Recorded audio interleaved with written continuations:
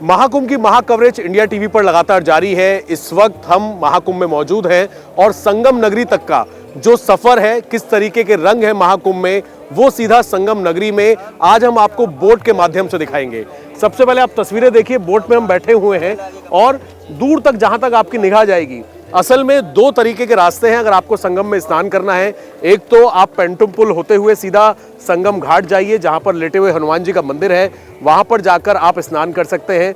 उसके साथ ही अरहल घाट से इस तरीके से आप बोट हायर कर सकते हैं। हालांकि बोट हायर करने में अब कुछ लोगों को परेशानियां भी हो रही हैं।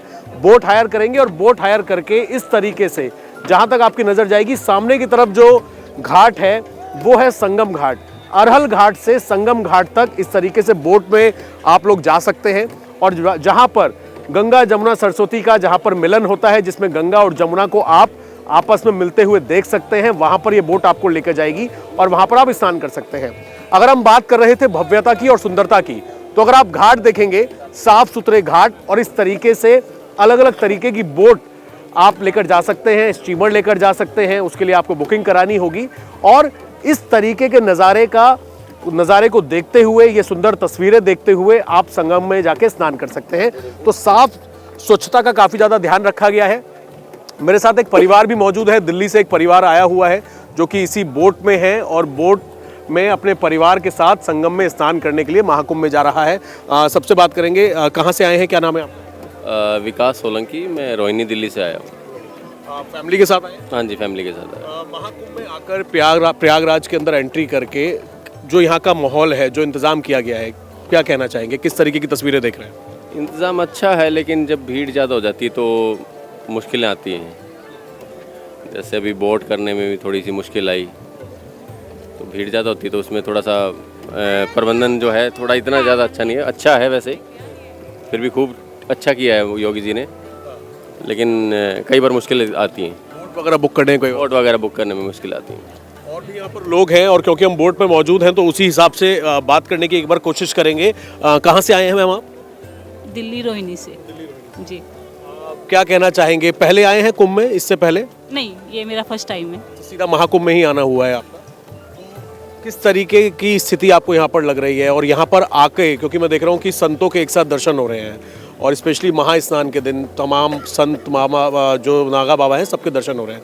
क्या बोलना चाहेंगे? यहाँ की धरती पर जब आप आए, कैसा लग रहा है? अभी तक का तो एक्सपीरियंस अच्छा है, अच्छा ही लग रहा है। आगे देखो क्या होता है जी। अब सीधा बोट में, आपने वैसे भी बोट ली है तो अब सीधा संगम में ही स्नान होगा। लोग तो अलग अलग घाटों पे स्नान करते हैं। जी, हम त्रिवेणी में स्नान करेंगे जी।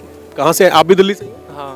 तो कैसी अनुभूति है यहाँ पर आके, प्रयागराज में आके, जिस तरीके से सजाया संवारा गया है प्रयागराज को और महाकुंभ मेले को बहुत एक्सपेंड कर दिया गया है इस बार, क्या बोलना चाहेंगे? हाँ, सही है, व्यवस्था भी सही है, इट्स गुड।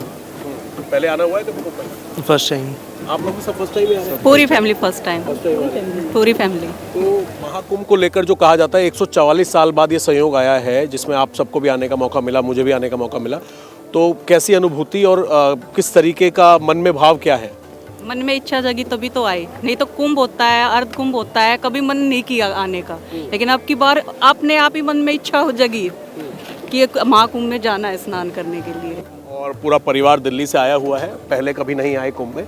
और इस तरीके से बोट से अगर मैं आपको पूरा नज़ारा दिखाना चाहूँगा, अरहल घाट से शुरू होते हुए जहाँ पे संगम है वहाँ तक ये बोट जा रही है और जो जहाँ दूर दूर तक आपकी नज़र जाएगी। इस बार सबसे महत्वपूर्ण बात यह है कि आप कहीं भी चले जाइए, किसी भी घाट पे चले जाइए, अरहल घाट, अहरावत घाट या फिर जितने और घाट हैं, साफ़ सफाई का बहुत ज़्यादा ध्यान रखा गया है। और ये जो आप तस्वीरें देख रहे हैं, आपको यहाँ पर बहुत अलग अलग किस्म के पक्षी यहाँ पर आपको देखने को मिलेंगे और साफ़ सुथरा पानी मिलेगा, बहुत अच्छे से तैयारी की गई है। अगर घाट पर आप स्नान करेंगे तो जगह जगह प्लास्टिक के बैरिकेड्स लगाए गए हैं। पुलिस प्रशासन लगातार यहाँ पर घूम रहा है। यूपी के मुख्यमंत्री योगी आदित्यनाथ लगातार यहाँ का दौरा कर रहे हैं और तस्वीरें अगर आप देखेंगे, अगर मैं आपको भीड़ दिखाने की कोशिश करूँगा, जो श्रद्धालु हैं, क्योंकि सैटरडे संडे खास तौर पर बड़ी संख्या में लोग दूर दूर से यहाँ पर पहुँचते हैं सैटरडे संडे। और सबसे बड़ी बात यह है कि स्पिरिचुअल टूरिज्म जो है वो भी इसमें देखने को मिल रहा है, यानी कि अपने घर से जो भी निकल रहा है, ऐसे बहुत सारे हमें परिवार मिले कि वो इस तरह से प्लान करके निकल रहे हैं कि प्रयागराज में महाकुंभ में संगम में दर्शन करेंगे, संगम में स्नान करेंगे, उसके बाद यहाँ से काशी चले जाएंगे और काशी विश्वनाथ बनारस में मंदिर में दर्शन करके वो सीधा अयोध्या जा रहे हैं, क्योंकि ये सारी चीज़ें जो हैं आपस में इंटरकनेक्टेड हैं, ज़्यादा फासला नहीं है। तो उस हिसाब से स्पिरिचुअल टूरिज्म हो रहा है, लोगों को रोजगार के अवसर मिल रहे हैं और यही खूबसूरती है महाकुंभ की। जिस तरीके से पुराणों में लिखा हुआ है, जो अमृत कलश का महत्व है उसको लोग यहाँ पर समझ रहे हैं। प्रतीक के तौर पर जैसे ही आप प्रयागराज से महाकुंभ नगरी में एंट्री करेंगे तो वहाँ पर अमृत कलश प्रतीक के तौर पर बनाया गया है।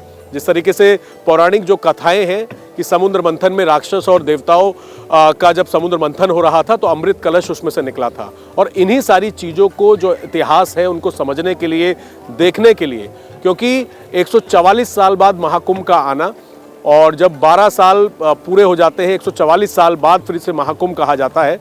और इसी तरीके से अर्धकुंभ हर 6 साल में और जो कुंभ है पूर्ण कुंभ वो 12 साल में आता है। तो इस बार ये कहा गया है कि 144 साल बाद इस तरीके का संयोग बना है जिसमें महाकुंभ आया है। और यही वजह है कि साधु संत महात्मा इस बार जितने महास्नान हैं, चाहे वो पौष पूर्णिमा हो या फिर मकर संक्रांति हो, और अभी हाल में जितने भी महास्नान आएंगे, 29 तारीख को स्नान है, तो इस तरीके से यहाँ पर लोग बसे हुए हैं और कल्पवास कर रहे हैं। कई लोग ऐसे हैं महीने 2 महीने से यहाँ पर पहुँचे हुए हैं और अपने गुरुओं की शरण में पूरी तरीके से नियमों का पालन करते हुए कल्पवास करते हैं। यहाँ पर आपको तमाम नागा बाबाओं के दर्शन होंगे, महामंडलेश्वर के दर्शन होंगे, जो एक कठिन तपस्या के बाद उनको दीक्षा दी जाती है और उसके बाद ही वो लोग इस तरीके से तप करते हैं, अपने परिवार को सब कुछ छोड़कर, मोह को छोड़कर अपना पिंडदान करते हैं। और उसके बाद महाकुंभ के अंदर ये आपको सबसे बड़ी बात यह है कि दूर दूर के, चाहे हरिद्वार के संत हों, असम के संत हों, अलग अलग जगहों के तमाम साधु संत आपको एक ही जगह पर महाकुंभ में देखने को मिल जाएंगे। और इसी तरीके से आपको अलग अलग राज्यों के लोग यहाँ पर देखने को मिलेंगे। दूसरी बोट में भी आप देख सकते हैं परिवार इस तरीके से दर्शन करने जा रहे हैं। तो ये सुंदर नज़ारे हैं।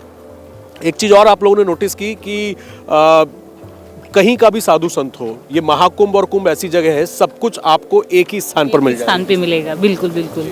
यहाँ पे कोई धर्म वाली या ऐसे कुछ नहीं है, ये सनातन धर्म का है। हाँ। जी, यहाँ कोई छोटा बड़ा नहीं है, सबके लिए एक ही है ये महाकुंभ। तो आप लोग सब अपने बच्चों को भी लेकर आए हैं, छोटे छोटे बच्चों को, क्योंकि ये महाकुंभ जो है 144 साल बाद आता है। अब अगले 144 साल तो किसने देखे हैं, लेकिन परिवार बच्चों को जब आप लोग यहाँ पर ला रहे थे तो बच्चों के मन में उनको क्या समझाया कि उनको इतिहास के बारे में, पौराणिक कथाओं के बारे में उनको आप लोग बताएंगे यहाँ पर जब लेकर आए? हाँ, उनको अपने सनातन धर्म के बारे में समझाया, बताया। बाकी तो अभी वो अब आए हैं यहाँ पे, देखेंगे तो प्रैक्टिकली जो देखेंगे तो वो ज़्यादा मतलब एहसास कर पाएंगे कि हमारे सनातन धर्म में कितनी अच्छाइयाँ हैं, क्या है। तो स्नान करने के साथ साथ सर उसके बाद क्या प्लान है आप लोगों का? आगे अभी संगम में स्नान करेंगे, फिर कब तक है महाकुंभ?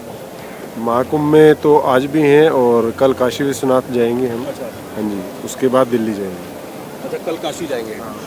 तो एक इसका फ़ायदा एक ये भी जो हमने यहाँ पर महसूस किया कि जो स्पिरिचुअल टूरिज़्म है और जो व्यवस्था जब जिस तरीके से मैनेज की गई है, ठीक है अब बोट पर थोड़ी दिक्कत हो रही है, वीआईपी मूवमेंट्स हैं, लेकिन लोग प्लान करके आ रहे हैं कि हम प्रयागराज जाएंगे, उसके बाद काशी जाएंगे, कई लोग अयोध्या जा रहे हैं। इसी तरह से आप लोगों ने प्लान किया? हमने प्लान किया है एक्चुअली अयोध्या का, हमने फैब में टिकट बुक कर रखी है, फैब में हम वहाँ जाएंगे। अभी काशी विश्वनाथ जाएंगे और चित्रकूट जाएंगे। हाँ जी। जिस तरीके से अब ये हमारे जो धार्मिक स्थल हैं, प्रयागराज, काशी, जो यहाँ की व्यवस्थाएं की गई हैं ताकि लोग वहाँ पर पहुँच रहे हैं, इससे लोगों को रोजगार वगैरह भी मिल रहा है। इस बारे में आप लोगों को क्या लगता है कि अब किस तरह की व्यवस्था है जो लोग आ रहे हैं, पहुँच रहे हैं? ये बहुत अच्छी व्यवस्था कर रखी है योगी जी ने और मोदी जी ने। ये हमारे सनातन धर्म के लिए बहुत अच्छी बात है कि वो इतने बड़े उत्सव के साथ मनाया जा रहा है। नहीं तो पहले इतना बड़ा उत्सव नहीं मनाया जाता था सनातन धर्म का। अब जब से योगी जी और मोदी जी आए हैं तो हमारा सनातन धर्म ऊंचाइयों पे जा रहा है। दोबारा जो हमारी पराकाष्ठा पहले थी वही दोबारा अनुभूति हमें हो रही है। बारे में जानने की कोशिश भी करते हैं, दिलचस्पी रखते हैं अब इसको सनातन धर्म के बारे में जानने के लिए, पहले नहीं रखते थे। पहले क्या व्यवस्थाओं में कमी थी, या अगर पुरानी सरकारों की बात करें और इस बार बात करें तो फ़र्क आप लोग क्या महसूस कर रहे हैं? सरकारों के काम करने का ही डिफरेंस था ये सारा। पहले सरकारें इतना ध्यान नहीं देती थी सनातन धर्मों के जो भी हमारे पर्व होते थे उन पे, और ये सरकार जब से आई है, जब से पूरा ध्यान दे रही है और अच्छे से हमारे सनातन धर्म के जितने भी पर्व हैं वो मनाए जा रहे हैं। तो इसलिए पूरी देश और दुनिया से सब आके सनातन धर्म का लुत्फ़ उठा रहे हैं और उसको समझ रहे हैं कि वो क्या चीज़ें हैं और उसमें इन्वॉल्व हो रहे हैं।